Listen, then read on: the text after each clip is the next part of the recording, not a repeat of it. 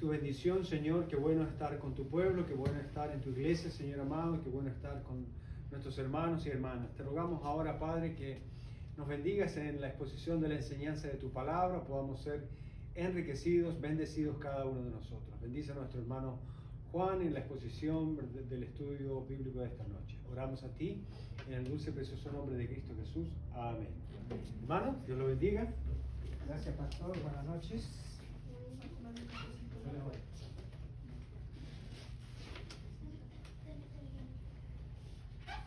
Bien, hermanos, vamos a dar inicio a la clase de las epístolas de Pablo, las epístolas paulinas. Pero vamos a tomar una sola, que es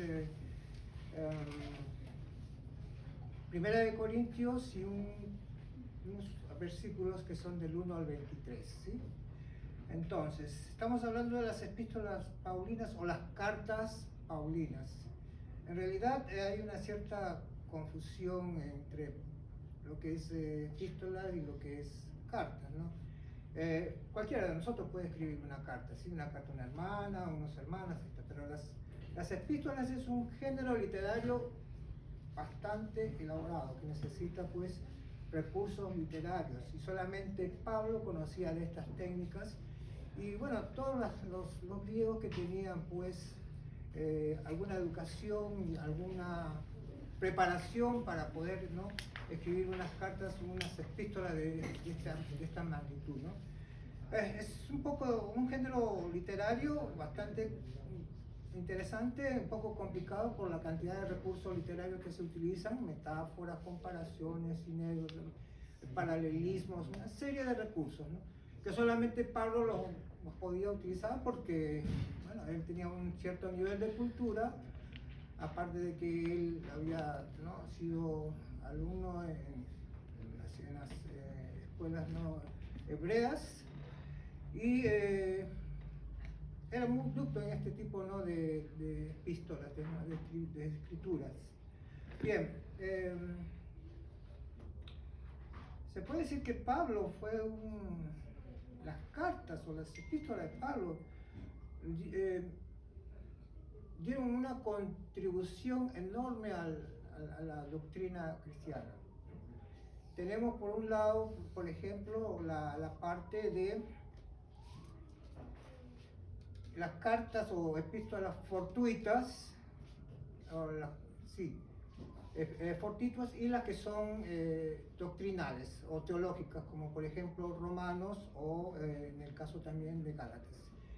En este caso, 1 Corintios es una carta fortuita, pero es interesante porque también se salen a ventilar los problemas existentes en la iglesia de Corintios, ¿no? Ahí tienen ustedes un mapa de ubicación de Corintios.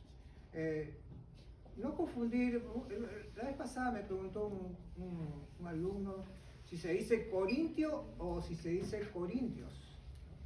En realidad, la ciudad, el pueblo griego donde Pablo va a ministrar se llama Corintio, que es una de las ciudades más antiguas del mundo griego. Entre ellas están, por ejemplo, Atenas, Esparta y otras ciudades más importantes que, bueno, fueron fundadas pues antes de que los romanos invadieran o se hicieran de este territorio griego para su imperio. No es el caso así, por ejemplo, de Tesalonicenses. Tesalonicenses sí fue fundada por Casandro, que era, bueno, de la parte del norte de Macedonia, que era un hijo que, no era un hijo, no, era un general de Alejandro el Grande, uno de los grandes conquistadores, ¿no?, de este periodo, y que tuvo mucha influencia en el mundo griego y en todos esos lugares donde él conquistó. Por ejemplo, en el caso de Egipto, de la parte también de la Palestina, todos esos lugares donde llegó Alejandro el Magno, impuso no solamente su fuerza, su disciplina, sino también impuso su cultura, que era la cultura griega, la cultura del mundo helenístico.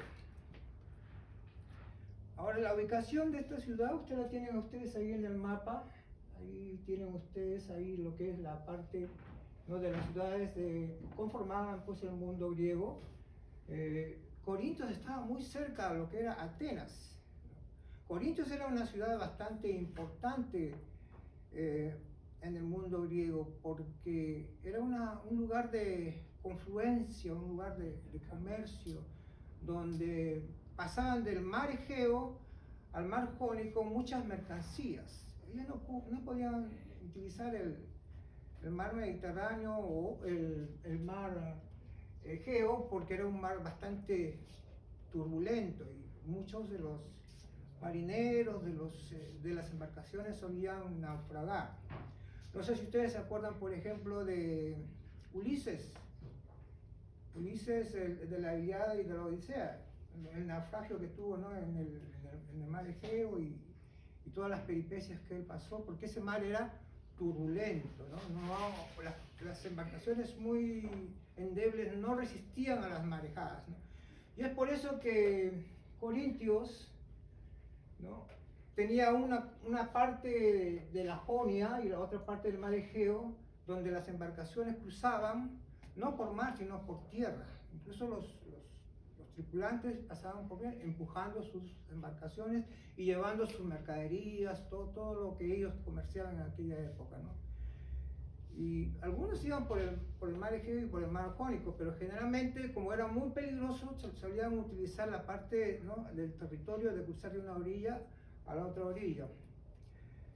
Nerón, uno de los emperadores griegos, fue el que tuvo un plan para poder, ¿no?, elaborar o construir un canal de una punta hasta la otra punta, es decir, del mar Jónico al mar Egeo.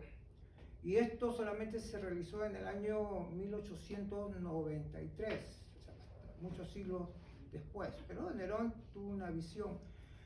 ¿Por qué? Porque Corintios era una ciudad comercial, una ciudad bastante cosmopolita, donde había muchísima gente, ¿no?, muchísimos visitantes y muchísimo comercio también. Y eso era bueno para los romanos porque les daba muchas entradas desde el punto de vista de los impuestos que tenían que pagar las embarcaciones y toda la gente que pasaba por ese tipo, ¿no?, de territorio, porque era territorio ya de romanos. Es por ello que esta ciudad de Corintio fue reconstruida posteriormente por la cantidad de beneficios económicos que le daba a Roma. Corintios estaba a 50 millas de Atenas, o sea, cerquita, como de aquí hasta Miami aproximadamente, 50 millas.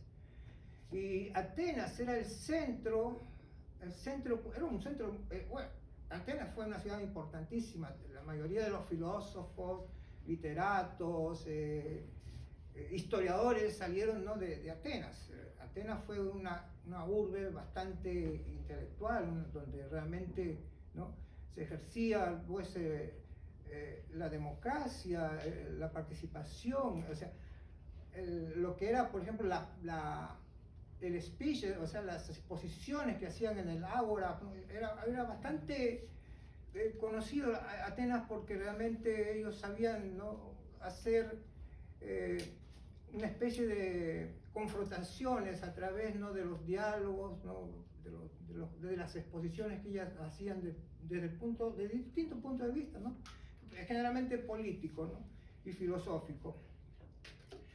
Y por estar cerca, Corintios a Atenas no se libró de la influencia, ¿no?, de estas corrientes filosóficas, de estas corrientes literarias. Así que,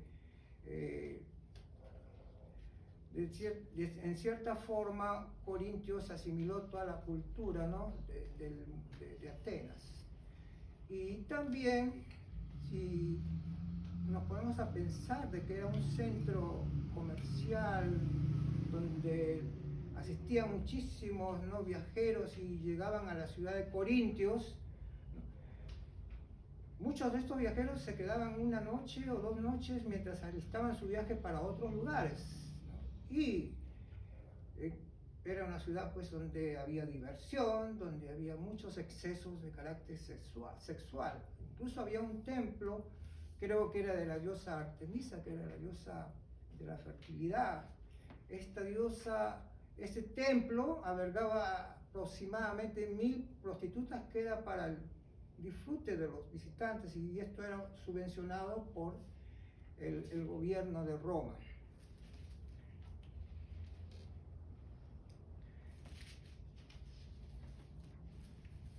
En la Biblia, Pablo nos habla sobre la inmoralidad del mundo pagano, ¿no?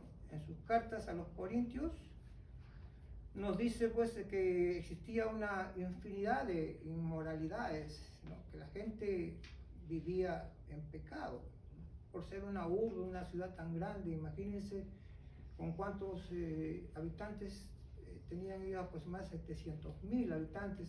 Entonces, más los visitantes, era una ciudad pues no que no era fácil, ¿no? de convivir, ¿no? Para un cristiano.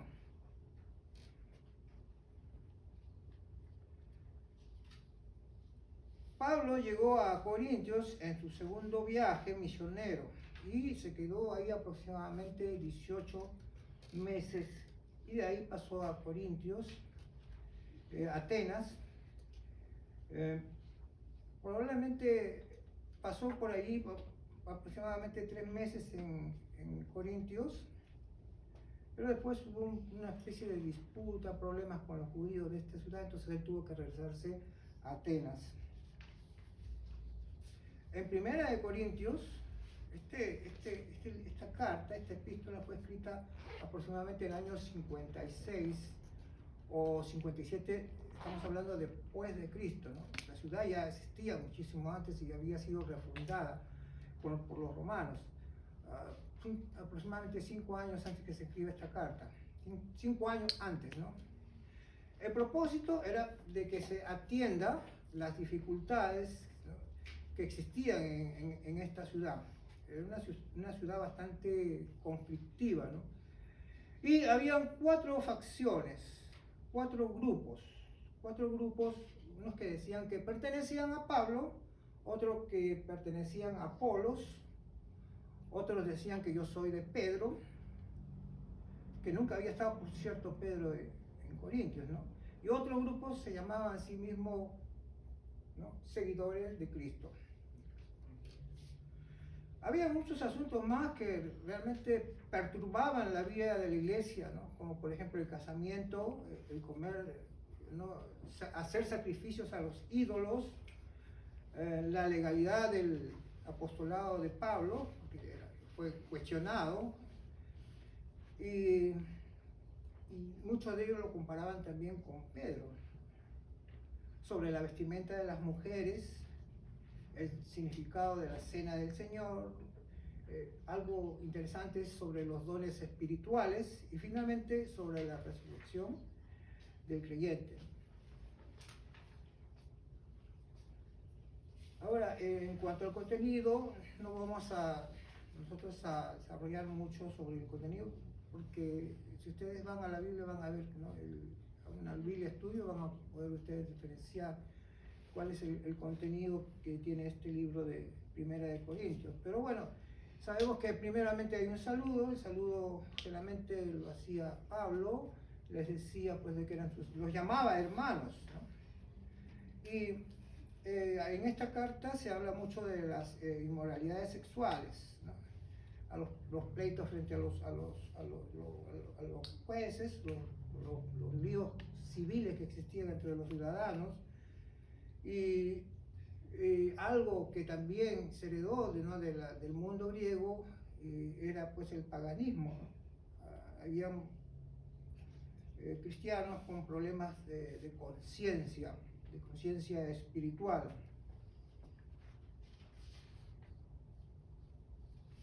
Y hasta el punto que los creyentes se sentían pues realmente confundidos, se sentían perdidos respecto a lo que era, por ejemplo, la doctrina de la resurrección. Y Pablo pues les explicó, ¿no? El significado de todas estas cosas, estos misterios que guarda pues, ¿no? El cristianismo. En 1 Corintios capítulo 3 del 1 al 23 nos dice, ¿no? Vamos a leer, si ustedes me siguen con la Biblia, de manera que yo, hermanos, no puedo hablaros como espirituales, sino como a carnales, como a niños en Cristo.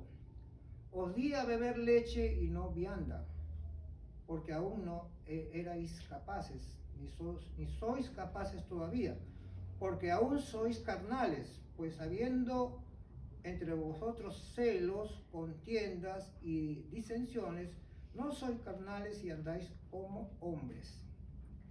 Pablo lo llama hermanos, lo usa casi siempre cuando se refiere a los logros, ¿no?, genuinos que habían alcanzado, ¿no?, los creyentes. Por tanto, él cree que estas personas pues eran sabias, y aunque un momento más después ¿no?, los llama carnales, ¿no? En 1 Corintios Pablo usa el término hombre natural. Esto lo vemos, por ejemplo, en el último versículo de Corintios 2, creo que es el versículo 15. Pero hay un cuadro ahí donde están los círculos claros. Él distingue tres tipos de personas, ¿no? La persona natural con espíritu, con naturaleza carnal, y el hombre natural. Él tiene los tres tipos de personas, o tres tipos digamos, de creyentes y no creyentes que se puede identificar en la carta de Corintios, ¿no? Un hombre natural. Un hombre natural es aquel que está inconverso, que no cree en Cristo, no cree en Dios, ¿no? Entonces, el término griego es sarkios, ¿no?, que significa los que no tienen espíritu, vivían, ¿no?, fuera del espíritu, o eran meramente humanos, y que ellos pues eran seres humanos típicos de la era de la caída, eran los hijos de Adán, cegados por Satanás y que cayeron en el pecado.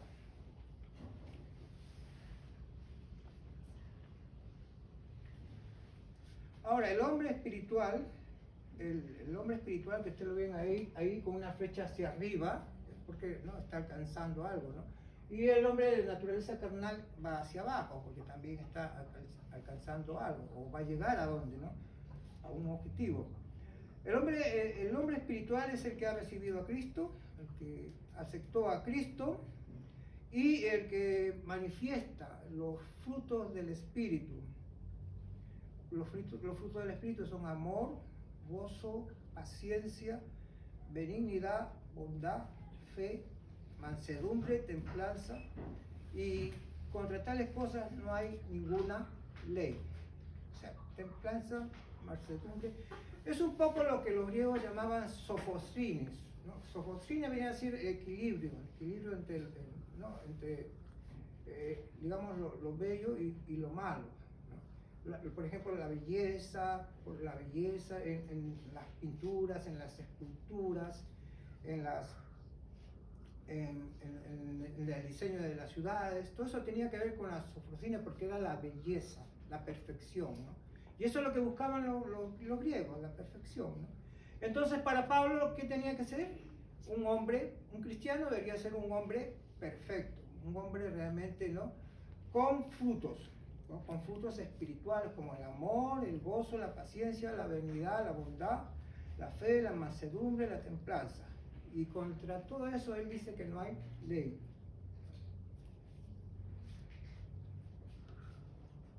Ahora, ese cristiano espiritual tiene que tener la mente de Cristo y no actuar en un nivel puramente humano. Este hombre, a esta persona, al aceptar a Cristo, es un hombre separado. Un hombre separado, ¿para quién? Para el Señor. Ahora, el hombre carnal es el cristiano que vive una vida ya en derrota. Un hombre que está acabado, que está derrotado, que trata de vivir la vida cristiana por sus propios esfuerzos, ¿no? Él se cree autosuficiente, es un hombre arrogante, un hombre que realmente se cree que él todo lo puede por sus propios medios. y que trata pues de alimentarse de la vida. Es un hombre que está en el pecado, es un hombre que realmente no está en Cristo y no está en Cristo. Es un creyente intermedio, un creyente tibio, no es ni frío ni es ni caliente. Ese es el hombre carnal, un hombre que está viviendo en pecado, que está viviendo en los placeres del mundo, que ama las riquezas, que ama todo lo que tiene que ver con la carne, con los gozos sexuales, etc., ¿no? Ahora, hay un slide siguiente donde está el del 1 al 3, lo vamos a leer. Dice, de manera que yo, hermanos, no puedo hablaros como a espirituales, sino como a carnales, como a niños en Cristo. Él dice que él no puede hablarles como seres espirituales, sino como seres o personas carnales, como a niños, dice, ¿no? Como a niños en Cristo. O sea, se lo ve como a bebitos, como a bebés que realmente no han crecido, ¿no? que todavía están en un estado iniciático de su vida, que no han llegado a un nivel más alto, ¿no? Se han estancado, son criaturas, son personas que realmente están en pañales y que no pueden comer esa comida, esa comida que nosotros comemos en el lonche o en la cena, solamente se alimentan de leche, ¿no? Dice, os di de beber leche y no vianda, o sea, no le dio una comida, ¿no? más fuerte, ¿no? Porque aún no erais capaces, ni sois capaces todavía, porque aún sois carnales. Ahí le está recalcando de que ellos son inmaduros y que realmente son aún, digamos, carnales, que están viviendo fuera de la ley. Pues habiendo entre vosotros celos, contiendas y disensiones, no sois carnales y andáis como hombres. Es solamente si no estaban en un crecimiento, no solamente estaban en un crecimiento, sino también estaban en pleitos, en disensiones. No eran unos cristianos, unos hermanos unidos, sino estaban separados. Habían grupos, ¿no? Grupos por otro lado, como vimos recién, ¿no? El grupo de Pablo, el grupo de Pedro, el grupo de Apolos. Cada uno tenía su grupo en la iglesia, y eso no es la iglesia. La iglesia es una sola, ¿no? Acá, por ejemplo, no hay grupos. La iglesia es una sola, el grupo es uno solo. No hay uno que dice, no, yo soy del pastor Jairo, no, yo soy del pastor Enrique, o yo soy del pastor Vidal. No hay esas disensiones, no hay esas divisiones. Todos somos un solo grupo. Y era pues que eran creyentes inmaduros, bebés, criaturas en Cristo, que solo podían alimentarse de leche y no de cosas sólidas, ¿no?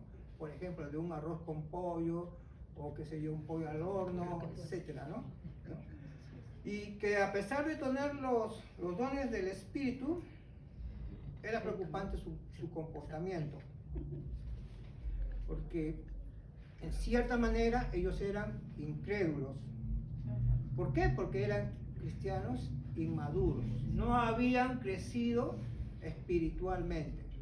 Quizás podrían, ¿no?, tener muchas ganas, ¿no?, de envolverse en el ministerio del Señor, pero estaban fuera de la ley, estaban pecando, eran inmaduros.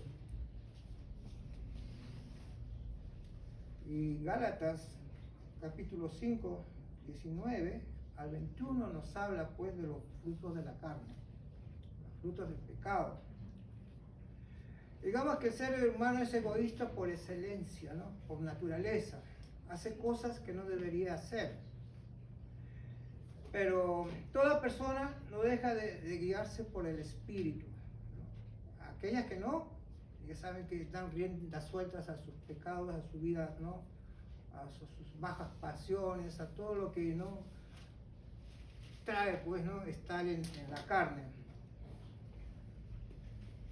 Porque miren, Jesús no nos liberó del pecado para que fuéramos a usar esa libertad, o sea, la libertad de pecar.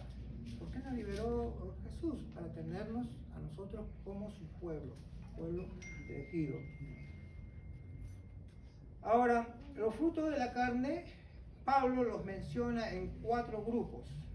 El primer grupo, que es el pecado de la impureza, o sea, estamos hablando de las impurezas sexuales, ¿no? Entre ellas está, por ejemplo, el adulterio, porque había pues un hermano ahí dentro del grupo que se vivía con la madrastra. No sé si recuerdan, no recuerdo el pasaje, pero él estaba cayendo en un pecado gravísimo, ¿no? Bueno, tenemos adulterio, fornicación, inmundicia, lascivia, pecados religiosos que van en contra de la verdadera adoración, idolatría. Bueno, esto de la idolatría, bueno, viene después del mundo griego, ¿no? Los griegos y los romanos solían pues adorar mucho a los ídolos, ¿no? Sí, los ídolos para ellos eran los dioses y hacían pues grandes templos, grandes monumentos a los dioses.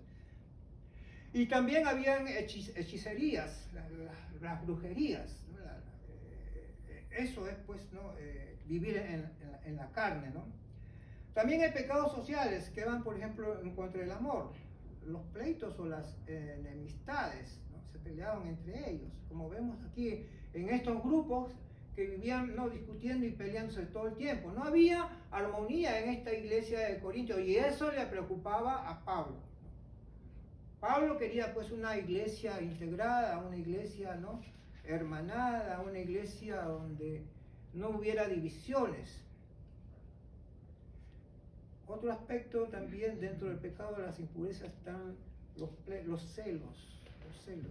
Los celos, bueno, será pues entre esposa y esposo, ¿no?, o amigo y amigo, ¿no? Porque también puede haber celos entre amigos, ¿no? Que tú sales más con tu amigo y a mí me dejas a un lado y nosotros vamos a tomarnos juntos. Entonces, son celos, ¿no?, carnales, ¿no? Son celos. Otro aspecto también son las iras, la cólera. Muchos de ellos no tenían control. Ellos, en el momento que se enfrentaban los grupos, empezaban a discutir y airosamente. Por eso esto es un pecado también carnal. Contiendas, disensiones, herejías. Esto está en todo el mundo griego y romano, las herejías. Las envidias, los homicidios, pecado por falta de control mismo. Las borracheras. La borrachera es con vino, ¿no? Había, por ejemplo, miren, en el mundo griego, las llamadas fiestas dionisíacas, en adoración al dios Dionisio, que era el dios del vino, el dios de la fertilidad. Y esas fiestas eran, pues, no recuerdo qué periodo era, pero me parece que eran anuales, donde todo el mundo griego iba al campo desnudos, ¿ah? Y bueno, y ahí realizaban una serie de desmadres, digo, ¿no?, de desatinos sexuales, ¿no? Esas eran las fiestas dionisíacas y eran fiestas oficiales. En Roma también, no recuerdo cuál era el nombre, también ellos utilizaban, pero un emperador, ¿no?, los anuló, esa fiesta. Pero era una copia de los griegos. Saben que los romanos asimilaron muchísimo a la cultura griega, muchísimo. O sea, desde el punto de vista religioso, ellos cambiaron solamente los nombres a sus dioses, prácticamente los copiaron. Y desde el punto de vista filosófico, asimilaron toda la filosofía griega, ¿no? Y así, la cultura romana un poco que se asentó bajo la cultura griega. O sea, se fundamentó bajo la cultura griega. Bueno, los pecados de impureza incluyen todo lo que es inmoralidad sexual, toda la conducta inmoral, las relaciones amorales. Bueno, en este mundo, por ejemplo, ¿no?, existe todavía, en la actualidad, la pornografía, en todas sus formas, los pecados sexuales, los vicios, incluyendo los pensamientos del corazón, porque no solamente se peca con hechos, sino también con la mente, ¿no? Pero a veces pecamos también con la mente, con pensamientos, ¿no? Bueno, pasemos entonces a 1 Corintios 3, capítulo 3.4, no sé si traía nada. Pastor está. Next. Corintios 3.4. Bueno, está ahí en la parte de abajo. Porque diciendo el uno, yo ciertamente soy de Pablo, y el otro, yo soy de Apolos. No sois carnales. ¿Apolo? ¿Quién era Apolos? ¿Ustedes recuerdan quién es en la Biblia Apolos?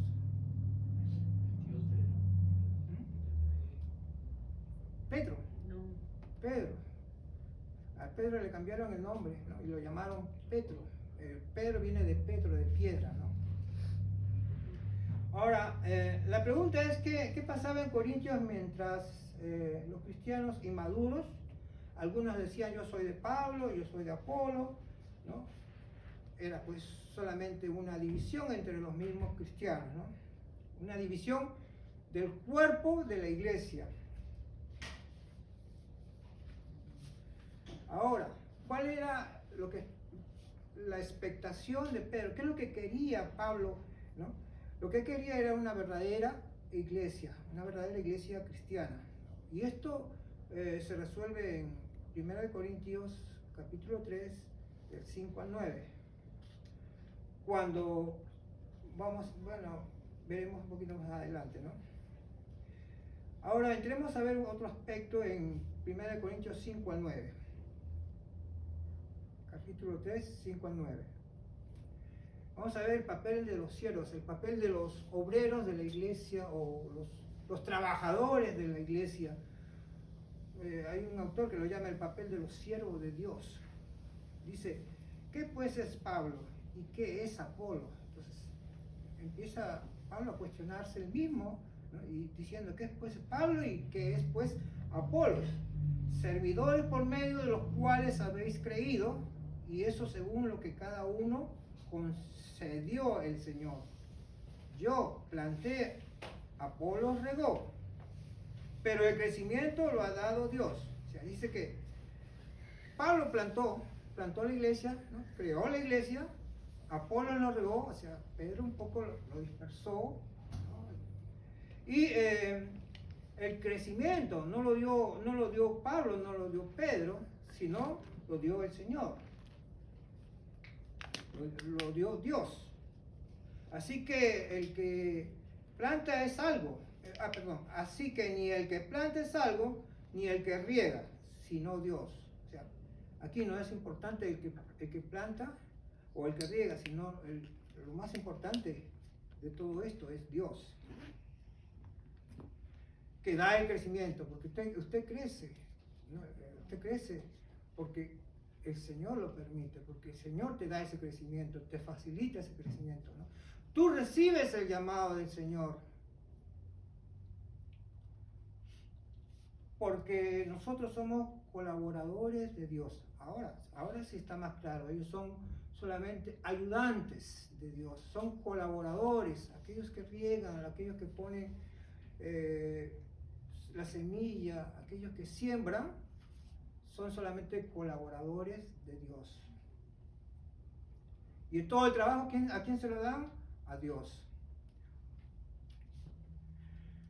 El modo de avanzar para los bebés de Corintios era crecer bajo la incorporación de actitudes acertadas y piadosas hacia sus ministerios, que solo eran servidores por medio de la cual habían crecido, según el rol que Dios les había asignado. Pablo se refiere a la iglesia como el campo de Dios, era como su gran chacra, ¿no? Como su predominio, digamos, su territorio era, ¿no? Donde él y Apolos cooperaban con Dios mediante funciones importantes y dependían por completo de él para el crecimiento. O sea, ellos eran colaboradores, pero ¿de quién dependía el crecimiento?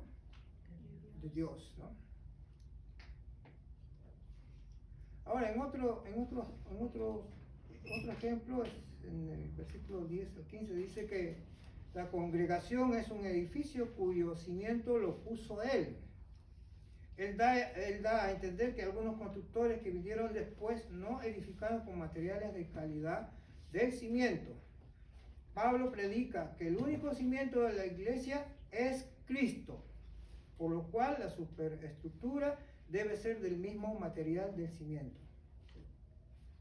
O sea que estos que construyen, no lo construyen bajo una base sólida, en una base bien, digamos, fuerte para que el viento no se lo lleve o ante cualquier inclemencia de la naturaleza se vuelva a caer, ¿no?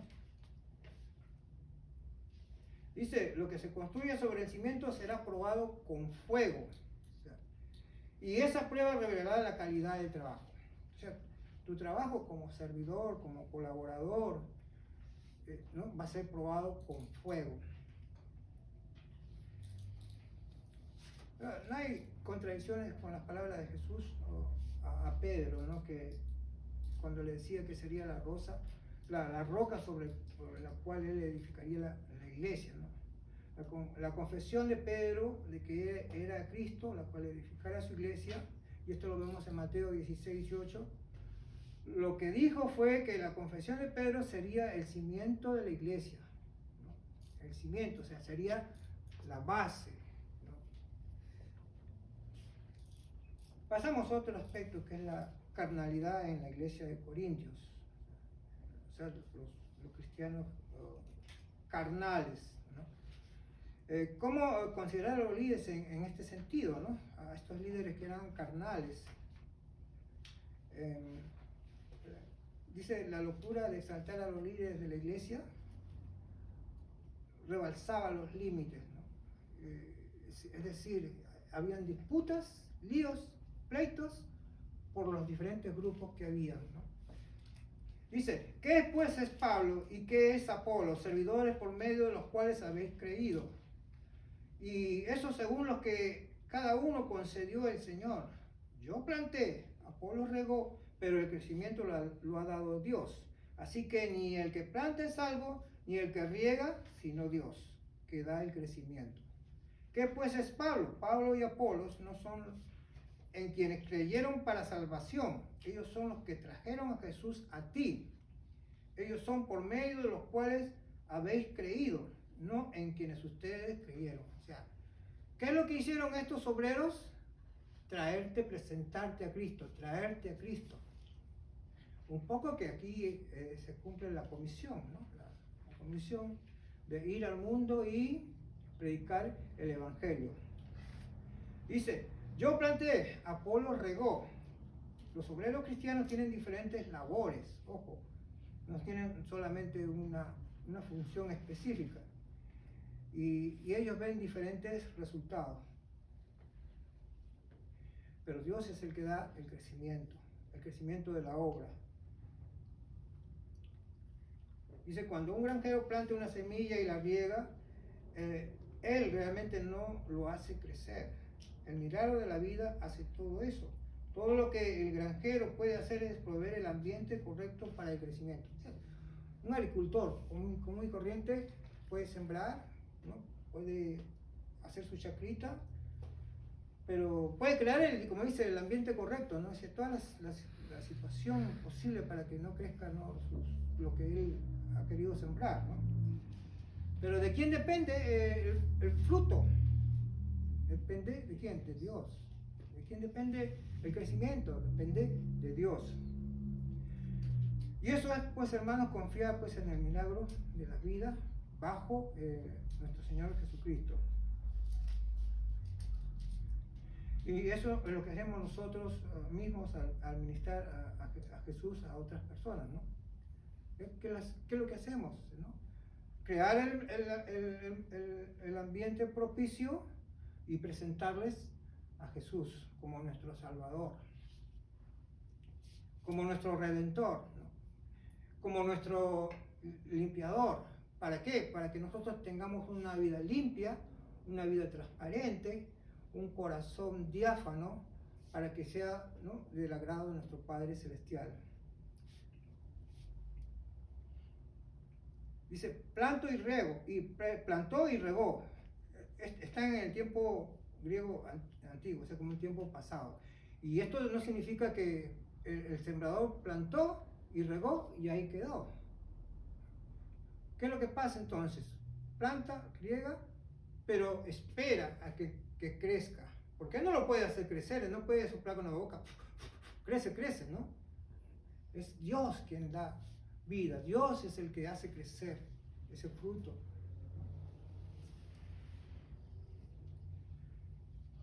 Los obreros cristianos trabajan juntos, no trabajan separados. Evidentemente, cuando nosotros salimos a predicar el Evangelio, no salimos solos, no salimos en forma individual, salimos en grupo. Trabajamos en grupo, trabajamos juntos, pero somos recompensados de una manera individual. El premio es individual. Dice, y el que planta y el que riega son una misma cosa. O sea, no importa que tú plantes y el otro riegas, es igual. Aunque cada uno recibe una recompensa conforme a su labor. O sea, la recompensa la vamos a recibir de acuerdo a cómo Dios vea nuestro trabajo. ¿Por qué? Porque nosotros somos ayudantes de Dios, colaboradores del Señor. Y ellos son solamente los sembradores, los que ¿no? hacen la labranza, es el edificio de Dios.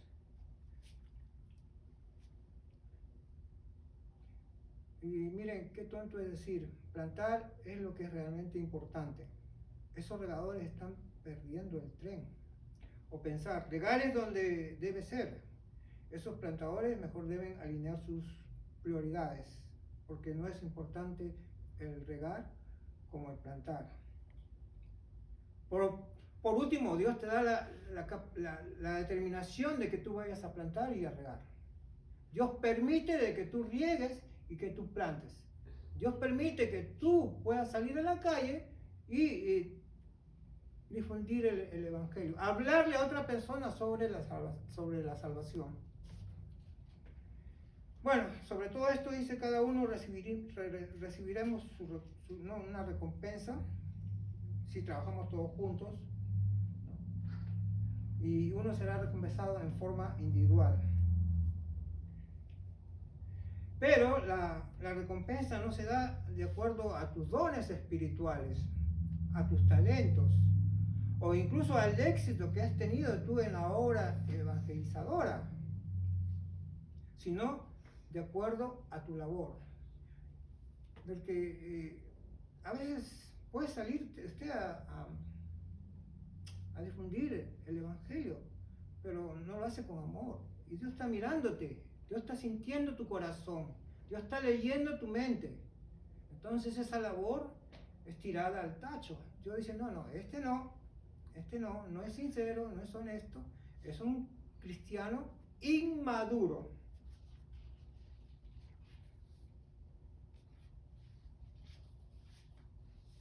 Pero miren, el ministro, el pastor, el diácono, el misionero que labora en la oscuridad, sin fruto aparente que no lo vemos nosotros, tendrá una recompensa mucho más allá de aquellos que han hecho un esfuerzo menos y evidente y que lo han cantado en toda la iglesia. Se agregaron muchos aceptaron el Evangelio. No, pero aquel que lo hace en silencio es más recompensado por Dios. Ahora la pregunta es, ¿por qué nosotros somos colaboradores de Dios? ¿Por qué? Porque Dios nos ha dado la oportunidad maravillosa de trabajar con Él. Porque con Él tampoco no podemos trabajar. Sin Él no podemos trabajar. Él no trabajará sin nosotros, generalmente, ¿no? Si nosotros no queremos, ¿no? Pero Él te puede tocar el corazón y te puede decir, no, ven acá, tú tienes que sembrar y tienes que regar. Y vosotros sois la labranza de Dios, edificio de Dios, dice el versículo. La obra de Pablo hizo con Dios, que hizo con Dios era trabajar en el pueblo de Dios. Ello era su campo, usando las ilustraciones del granjero y del territorio. Y ellos eran su edificio. En el versículo 10 al 15 nos habla de la iglesia como un edificio, como una construcción, ¿no? No sé si, no creo que esté. Sí, ahí está.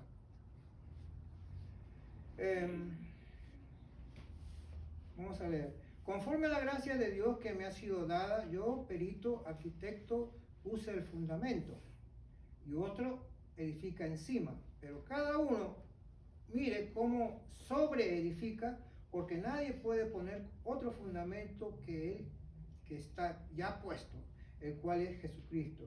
Y sobre este fundamento alguno edificare oro, plata, piedras preciosas, madera, heno, hojarasca, la obra de cada uno se hará manifiesta, porque el día la declarará, pues por el fuego será revelada, y la obra de cada uno, cual sea, el fuego la probará. Si permaneciere la obra de alguno que sobreedificó, recibirá recompensa. Si la obra de alguno se quemare, él sufrirá la pérdida. Y si bien él mismo será salvado, aunque así como por fuego. Entonces, hermanos, el único fundamento de todo este edificio, de todo este trabajo, es Jesucristo. Y esto es conforme a la gracia de Dios. Y Pablo lo dice, ¿no? Al describir la obra de Pablo entre los corintios, él comienza con una declaración de gracia.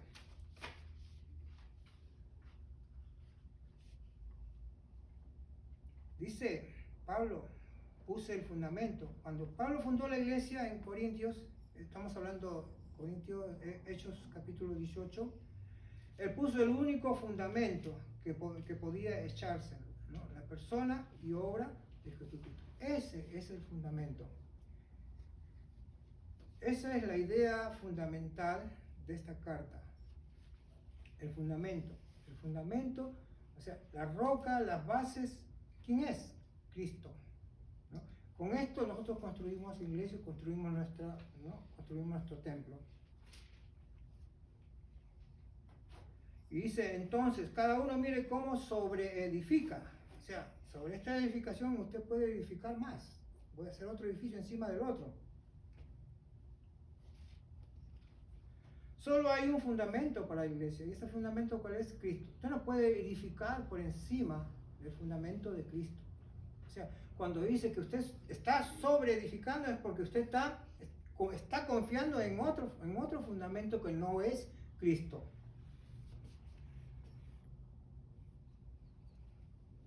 Dice, Dios probará la obra de construcción de todos sus colaboradores. La obra de cada uno se hará manifiesta. Algunos construyen con cosas preciosas, como oro, plata, piedras preciosas. ¿Ese fundamento es válido? Oro, piedras preciosas. No. ¿Por qué? Porque el único fundamento válido para nosotros es Cristo. Al usar estas imágenes de oro, plata y piedras preciosas, Pablo parece tener en mente los materiales de la construcción del templo. Y esto lo vemos en Primera de Crónicas, el capítulo 22, 14 y 16, 29, versículo 2. Dice, el edificio que Dios está construyendo en su pueblo, con sus colaboradores, es su templo. Piedras preciosas no significan joyas, sino materiales finos de piedra como mármol y granito. O sea, son materiales consistentes, materiales fuertes con los que usted puede construir el edificio. La paja puede estar bien, puede tener un lugar en la granja, pero va a llegar un momento, ¿no?, en que puede volarse o puede quemarse, ¿no? Es un material inconsistente. Del mismo modo, la sabiduría humana y atracciones carnales pueden tener un lugar en la vida, pero no en la edificación de la iglesia. O sea, si usted está edificando una iglesia, no puede mezclar las dos cosas, ¿no? O sea, las pasiones, las vivencias carnales, todo eso tienen que sacarlo de su vida. Dice, y esto Dios lo va a probar, y lo va a probar con fuego.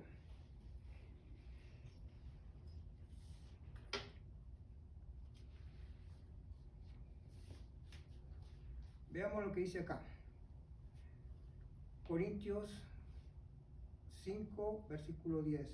Porque es necesario que todos nosotros comparezcamos ante el tribunal de Cristo, para que cada uno reciba según lo que haya hecho mientras estaba en cuerpo, sea bueno o sea malo. Cuando nuestra obra es probada delante del Señor, seremos recompensados de acuerdo a lo que permanezca. Entonces, ¿qué quiere decir? Que todo lo que nosotros hagamos, todo lo que sembremos, todo lo que reguemos, va a ser puesta en evidencia. Será donde en el tribunal, cuando nosotros comparezcamos ante el Señor. Y la obra de alguno, o sea, el fuego ese no purifica al obrero, ¿no? Solamente prueba su obra. Los católicos romanos usan este pasaje para enseñar el purgatorio, una doctrina totalmente errónea, ¿no? La idea de que cuando morimos vamos a un lugar donde vamos a ser purificados, esa es una idea inventada por el catolicismo.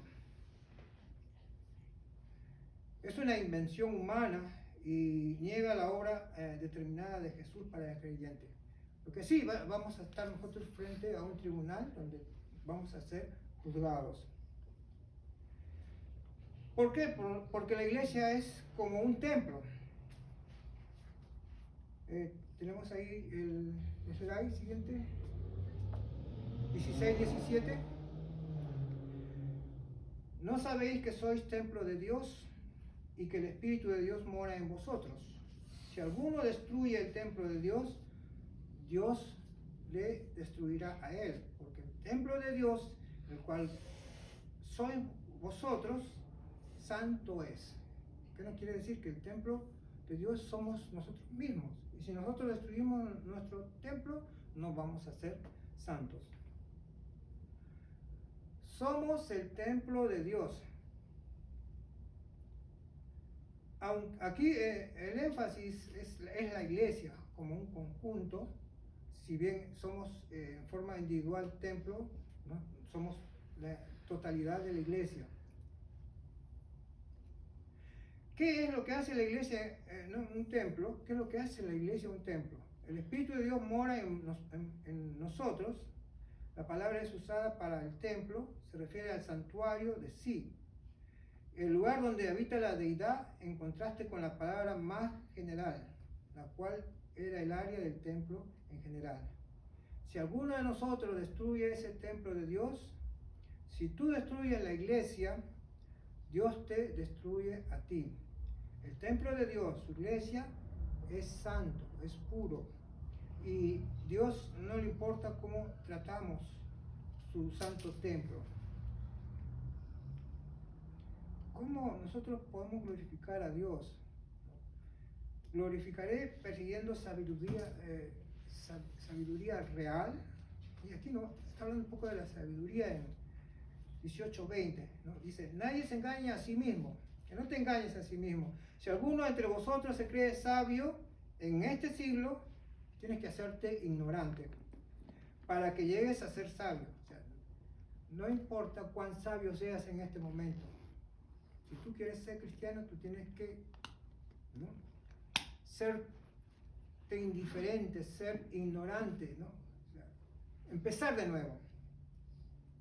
Pues está escrito, dice, ¿no? Él prende a los sabios en la astucia de ellos. Y otra vez, el Señor conoce los pensamientos de los sabios, que son vanos. Si alguno entre vosotros se cree sabio, aquí Pablo está siendo un poco sarcástico, ¿no? Desde luego los corintios se consideraban sabios.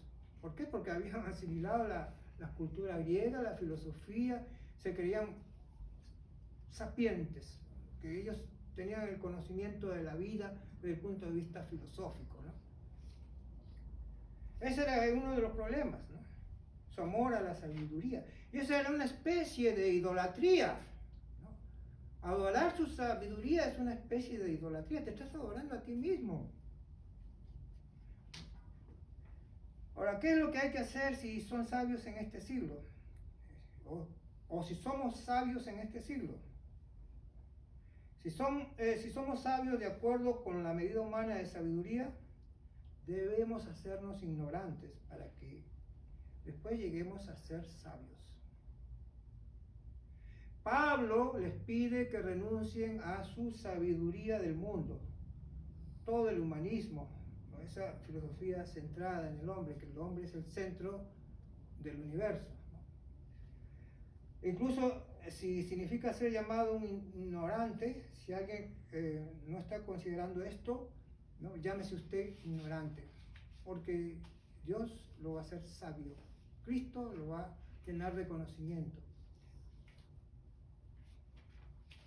Entonces, pues esos ignorantes, esos sabios, esos que sabios que se convierten en ignorantes, son los que valoraban la sabiduría humana y nunca podrán ser capaces de ser realmente sabios. ¿Por qué? Porque Dios ha evaluado la sabiduría del mundo y Él considera que es insensato, astuto y vano. Bueno, de ahí queda la pregunta que si estaremos nosotros de acuerdo con la evaluación de Dios o no. Pasamos a 21-23. 1 Corintios capítulo 2, creo que es 21-23, no, capítulo 3, 21-23. Gloria a Dios por medio de ver a sus siervos con la perspectiva correcta. Así que ninguno se gloríe en los hombres, porque todo es vuestro, sea Pablo, sea Apolos, sea Cefas, sea el mundo, sea la vida, sea la muerte, sea lo presente, sea lo porvenir, todo es vuestro, y vosotros de Cristo, y Cristo de Dios. ¿Sí? Nos dice pues que ninguno se gloríe en los hombres, que ninguno resalte o cante su sabiduría, o cuánto sabemos, porque somos propensos a halagarnos, a gloriarnos, incluso a glorificarnos, ¿no? Personalmente. Bueno, él nos dice, Pablo, que ninguno se gloríe en estos hombres.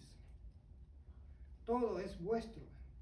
Decir que yo soy de Pablo o yo soy de Apolos es tener una visión que es muy estrecha y muy constreñida. Tanto Pablo como Apolos te pertenecen. El universo entero es tuyo en Cristo. Porque incluso la muerte es nuestra sierva, es nuestra dueña. Poco que la muerte nos puede dominar, ¿no? La muerte puede ser, miren, para nosotros como el ángel que tocó Pedro en Hechos capítulo 12, causando que sus cadenas se cayeran y guiándolos a través del portón que se abrió por sí solo a la verdadera realidad. Y Pablo nos dice también, todo es vuestro, esta libertad cristiana y vosotros de Cristo, todo esto es tuyo. Y todo esto es responsabilidad cristiana. Amén. Bien, hermanos, concluimos con la clase. Espero que haya sido de bendición. Vamos a orar. ¿Sí? Inclinemos nuestra cabeza para agradecer al Señor. Señor mío, gracias, Señor, por este día. Gracias, Señor, por esta noche. Gracias por tus palabras, Señor. Hemos aprendido una vez más que tú, Señor, eres el que tomas determinaciones en nuestras vidas. Podemos nosotros regar, podemos nosotros sembrar, pero tú estás sobre todo, Señor, en este orden, Señor. Nosotros somos tu territorio, Señor, al cual tú estás cuidando, al cual estás proveyendo, Señor. Bendice cada día a cada uno, Señor, de nuestros hermanos en esta comunidad cristiana, una comunidad única, Señor, que te adora y te reconoce como tu Dios. Te lo pedimos en el nombre de Cristo, Señor. Amén. Amén. Gracias, hermano. Espero que aprendimos algo. Sólido, ¿ah? Sólido. Bastante para estudiar ahí, ¿no? Espero, ahora ya tenemos una idea más completa, ¿no? Más grande de lo que eran los corintios. La ciudad es Corinto y los que vivían en Corinto son los corintios. Porque para ellos fueron dirigidas las cartas. Claro. Por eso eran los corintios. Los corintios. Por eso dice primero los corintios. Como se dice los chilenos o los peruanos. Claro, exacto, es lo mismo, exacto, ¿no? Y la diosa que ellos tenían ahí era la diosa Afrodita. Ah, era la diosa de la No, mujer. tenían ahí, ¿recuerdan que lo enseñamos? Tenían un promedio de 1000 mujeres, ¿verdad? Que eran prostitutas del templo, ¿verdad? Y que le hacían favores sexuales para adorar, ¿verdad? A la diosa Afrodita. Ese era el tipo de cosa que estaba ahí. Ahora ustedes dicen, oh, qué degenerados que eran. Pero si ahora está regado de otra manera, lo mismo.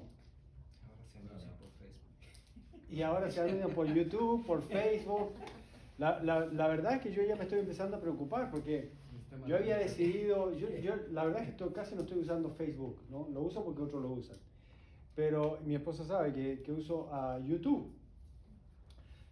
Y lo conecto a la televisión porque hay información, a veces hay bastante buena información, o música cristiana, qué sé yo, ¿verdad? Pero me estoy encontrando con cosas así como que ya están empezando a sugerir otro tipo de cosas de tipo lasciviosas, ¿verdad? De carácter sexual, ¿verdad? Y claro, aunque yo no las cliqueo, están apareciendo, ¿no? Por lo menos la foto, ¿no? Entonces digo, rápido la paso. Pero antes no era así, ¿no? Hace unos 6 meses atrás no era así. Así que ahora ya... Facebook también. Facebook es peor. No, Facebook es peor. Entonces, ¿qué va a pasar? Bueno, ojalá les metan el juicio que dice que le van a meter a